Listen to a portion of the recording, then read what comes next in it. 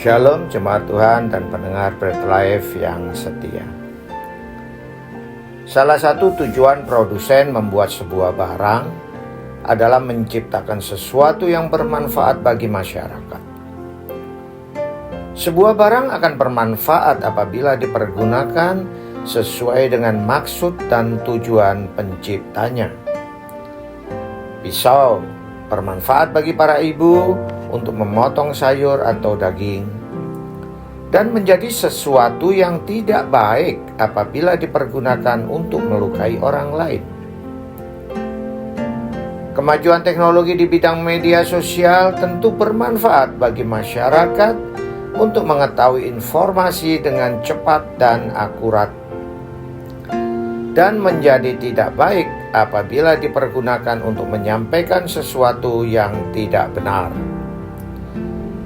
Demikian juga manusia diciptakan Tuhan untuk maksud dan tujuan yang mulia, yaitu menjadi bejananya bagi hormat dan kemuliaan nama Tuhan. Tujuan Tuhan akan tercapai apabila manusia mempunyai cara hidup yang benar. Bagaimana cara hidup yang benar sehingga dapat memenuhi tujuan Tuhan dan berguna bagi sesama?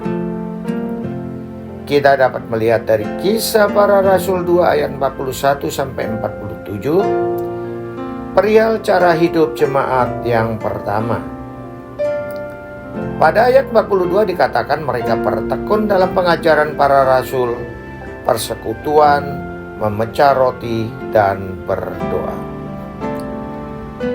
Cara hidup jemaat mula-mula adalah pertama, mereka memiliki kehausan akan firman dan pengajaran rasul-rasul yang diterima dari Yesus, yang pada intinya menekankan berita kematian, kebangkitan, dan kenaikan Yesus. Kata haus di sini berarti mereka memberi prioritas utama untuk mengetahui kebenaran, belajar kebenaran, dan mempraktekkan kebenaran. Lalu bagaimana dengan kita? Apakah kita sudah secara rutin setiap hari membaca dan merenungkan pengajaran rasul-rasul yang ditulis dalam Alkitab sebagai firman Tuhan yang hidup? Apakah kita juga mempunyai kerinduan untuk mengalami sendiri akan kebenaran yang diajarkan Tuhan Yesus dalam kitab Injil tentang kematian, kebangkitan, dan kenaikannya ke surga? Apakah kita sudah membagikannya berita tentang keselamatan dalam Yesus kepada orang lain? Baiklah, kita mulai belajar untuk melakukan seperti apa yang dilakukan jemaat mula-mula, sehingga kita mempunyai cara hidup yang benar. Kedua, mereka bertekun dalam persekutuan. Mereka hidup dalam kebersamaan sebagai suatu komunitas di dalam Kristus. Mereka mempraktikkan hidup saling memperhatikan, saling peduli, saling menolong, saling berbagi, saling membangun, dan lain-lain.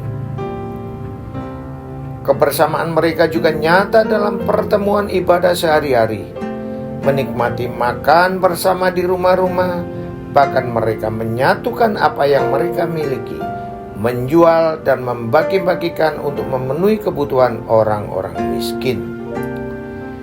Dan semua itu dilakukan berulang-ulang sehingga menjadi kebiasaan jemaat mula-mula. Sudahkah kita hidup dalam komunitas orang percaya saat ini? Kalau belum, mulailah bergabung dengan komunitas sel yang ada. Karena hanya dalam komsel kita diajarkan untuk hidup saling peduli, saling berbagi, saling menasihatkan, dan saling mendoakan. Sudahkah kita mempraktikkan kasih Kristus kepada mereka yang memerlukan? Hal ini dapat kita lakukan dengan memberi pertolongan kepada mereka yang berkekurangan dan atau yang bermasalah sesuai dengan kebutuhannya. Ketiga, mereka bertekun dalam memecah roti dan berdoa. Memecah roti adalah cara jemaat mula-mula untuk mengingat akan pengorbanan Yesus di kayu salib yang telah menebus manusia dari hukuman dosa. Hanya karena kematian dan kebangkitan Yesus, kita sudah diampuni dan dibebaskan dari hukuman dan kuasa dosa. Bahkan kita diberi hidup baru dan hidup kekal selama-lamanya. Mereka juga bertekun dalam berdoa, baik berdoa di bait Allah maupun berdoa secara pribadi di rumah masing-masing.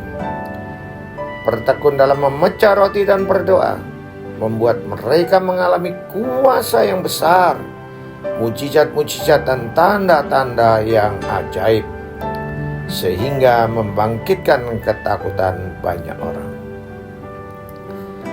Jemaat Tuhan dan pendengar Bread Life yang setia, kita semua pun tentu ingin memiliki cara hidup jemaat mula-mula, sehingga tujuan Tuhan menciptakan kita dapat dipenuhi, yaitu menjadi penyembah sejati dalam roh dan kebenaran, menjadi saksi yang memuliakan Allah, serta menjadi berkat bagi sesama.